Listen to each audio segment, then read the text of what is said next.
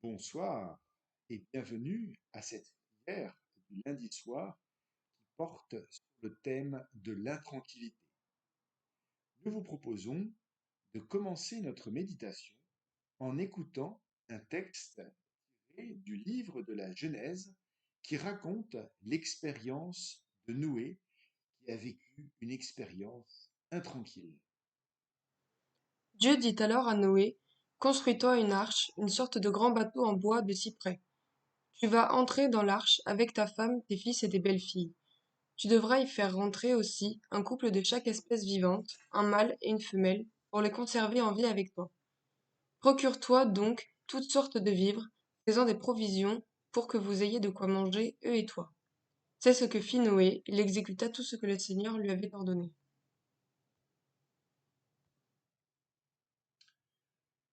Cette histoire de Noé nous interpelle puisque Noé a vécu le déluge, une expérience d'urgence climatique peut nous interpeller aujourd'hui où il y a aussi des inondations, où les êtres humains ont à faire face suite au réchauffement climatique, situation difficile. Il se trouve que dans cette histoire, Noé a entendu une manière de s'adapter. Alors, c'est celle de construire une arche, de se protéger au moyen d'un bateau. Et sans doute que ses contemporains se sont moqués de lui en disant: Mais voyons, Noé, pourquoi as-tu construit cette arche? N'est-ce pas un peu fou? Et pourtant, c'est ce qu'a fait Noé. Il a vécu une expérience où, finalement, en s'adaptant, il s'en est sorti. Cette réalité a été soulignée par Corinne Pelluchon dans son livre intitulé Éthique de la considération, dont je vous propose de lire un extrait.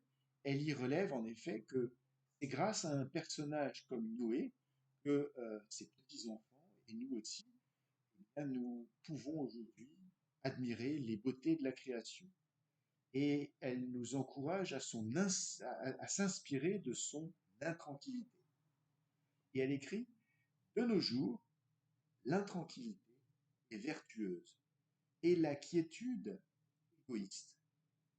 Quant à la rationalité et à l'argumentation, elles sont parfois utilisées pour justifier l'injustifiable, comme on le voit chaque fois que des entreprises, des particuliers, voire des élus annoncent des arguments rassurants en disant par exemple que les centrales nucléaires sont complètement sous contrôle, ou que les enfants qui travaillent dans les usines de confection à l'autre bout du monde ont, grâce à cet emploi, de quoi manger, ou que les animaux ne souffrent pas dans les élevages intensifs, ou que le lien entre les produits phytosanitaires déversés massivement sur les champs et l'explosion des cancers n'est pas avéré.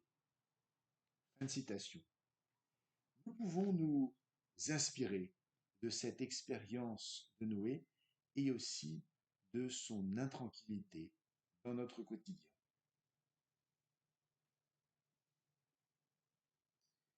Et nous prions avec ces paroles: Seigneur, envoie-nous des personnes intranquilles qui s'engagent et qui s'oublient, qui aiment autrement qu'en parole et qui se donnent pour de vrai jusqu'au bout.